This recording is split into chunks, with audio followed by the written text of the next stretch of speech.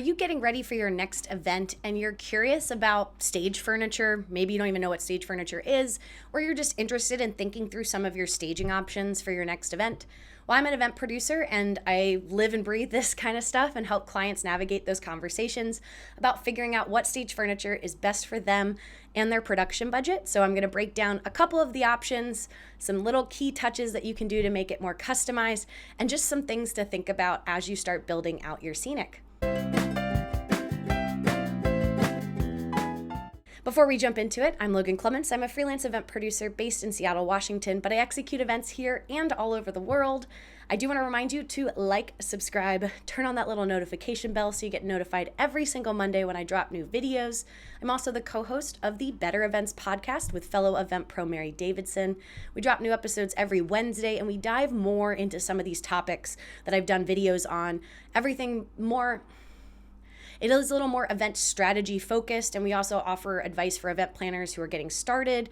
What are some traits that make a great event planner? What does an event producer even do? So just follow it wherever you listen to podcasts for some more free content. All right, so we're going to talk about stage furniture for your next event. And this is a really helpful video if you are someone who is a pretty bare budget event and you're looking to figure out small ways that you can level up your production, or even if you're doing more of these, hundreds of thousands of dollar productions to the millions of dollar productions, and you're just curious about some of your options when it comes to stage furniture. So no matter your budget, I'm going to have something for you. But I think first one I want to talk about is podiums. A lot of events love to have a podium. I'm seeing it less common in some of my corporate shows where their CEO or their executives are speaking. They're often freestanding, kind of, we call it TED Talk style, where they're just walking around with the clicker in their hand. They're not on a podium. But then I have seen that podiums are still a thing for things like award shows or galas. Some of my nonprofit events really like a podium. But think about and maybe get a quote locally to wherever your event is for a clear acrylic podium. I'm going to put a picture right here. So it just looks a little cleaner. Often hotels have podiums that you can use for free, but some of them are a little dated or heavy and it doesn't really go with the flow of your event. And so I would encourage you to try not to use a podium because I think people just clutch onto them. But if you need it because you have so many speakers coming up, or maybe you have speakers utilizing notes, I just think a clear acrylic one just looks so clean and it doesn't stand out on your stage, but it still serves that exact same function of a more traditional regular podium that you might get for free. My next tip applies if you're having a panel discussion. I really think that soft seating can really elevate any panel or any fireside chat, anything like that where you're going to have your speakers seated. Having extra, and when we say soft seating, that's like couches or armchairs, different than the hard chairs that you might have your attendees sitting in, or like hard bar stools. Make sure you could first look at some clients. I always remind them, again, check with the hotel, similar to the podium tip, see what they have. Often their furniture is a little more updated than their podium, but they might let you utilize some of the furniture that they keep in common spaces or have some extra laying around.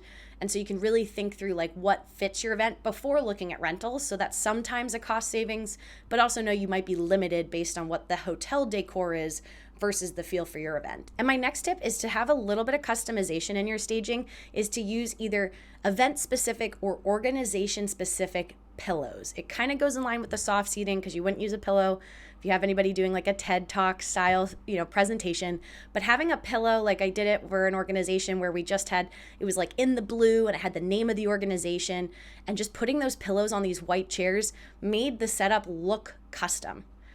So it's not something that's really high cost to produce. I also had a client who just happened to have some pillows at their house that fit kind of the brand colors, and we ended up bringing those in, and that just, again, added a little bit of elevated touch to utilizing their furniture. So that's a really easy, low-hanging fruit for you to elevate your stage production. And then some overarching tips, as you think through what kind of stage furniture you want, make sure you think about the size of your stage when you're picking out furniture. You want to make sure that your stage doesn't feel crowded, meaning you have too big of furniture for too small of stage, or the inverse. You don't want to have super tiny furniture on a really large stage. More often, I think I find people get a too crowded stage because haven't figured out the dimensions. So just make sure you really work with either your production partner or your venue to figure out how big is the stage, and then kind of work in from there of how many people do you need to fit on the stage. Okay, can we get chairs, or can we get a couch and a couple chairs, and then work backwards, versus falling in love with a piece of furniture and realizing they're too big for any stage that you have. And then as you get into the soft seating world, I do want you to think about how comfortable your chairs are, and also how deep they are, because you don't want a chair that is too uncomfortable where your speakers are physically in pain sitting on them, especially if it's for a longer program, like thinking 45 minutes to an hour of a panel. You want to make sure your speakers are comfortable. And then on the other end of it, you'd want to make sure it's not too comfortable. So my pillow tip came from, we had these chairs that looked gorgeous, but we realized they were too deep. And so very easy for a speaker to want to slouch, lean back, and as they relax, they probably lean farther and farther and farther back. And those pillows helped keep the speaker upright, while also, again, adding that customization when they're not seated in the chairs, that it just looked nice and personal to the actual event. But it was both form and function, which, if you watch my videos, I love some functional stuff, and it's also nice when it looks good. And then another idea for your stage furniture would be to think about foliage or adding some greenery to your stage. I had a client who rented potted plants, and so they actually had a vendor who came and brought these beautiful, tons of potted plants, and they put them all over the edge and sides of their stage, and it just framed the whole scene really nicely and added such an elevated touch to some basic, pipe and drape that they had as their backdrop. So that's a really cool idea. And then also, if you just really have a limited stage budget, I would even say putting some uplights on your pipe and drape. And pipe and drape, again, is that just drape that hangs down as kind of your back behind your stage. It's just usually black or a solid color. But even just putting uplights on it could add a little bit of fun to your event. Or if you're trying to really discern between your day programming and then your evening programming, not having lights for the day, but having it for the evening is a great way, or changing the colors. It can really just elevate your style without breaking the bank. And my final pro tip on staging and stage furniture is don't forget details like a side table. I think some folks don't realize it till we're there and we're on site and they go, oh wait, where are we gonna put, speakers need to put their water or their note cards, or maybe an extra mic or a mic we're using for Q&A.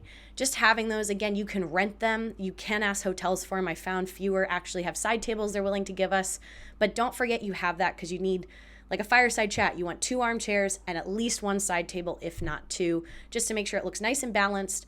Well, hopefully that answers some of your questions about stage furniture for your next event. Again, you can do this with limited to no budget, or you can spend $15,000, $20,000 on your stage furniture. It's really up to your goals for your event as well as your budget. But know there are little things that I mentioned that you can do that have very low cost implications, but have a big impact on your in-person experience or your courting, whatever you're looking for at your event.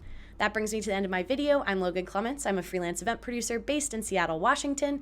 You can learn more about all I do at loganstrategygroup.com, and I will see you in my next video. Bye.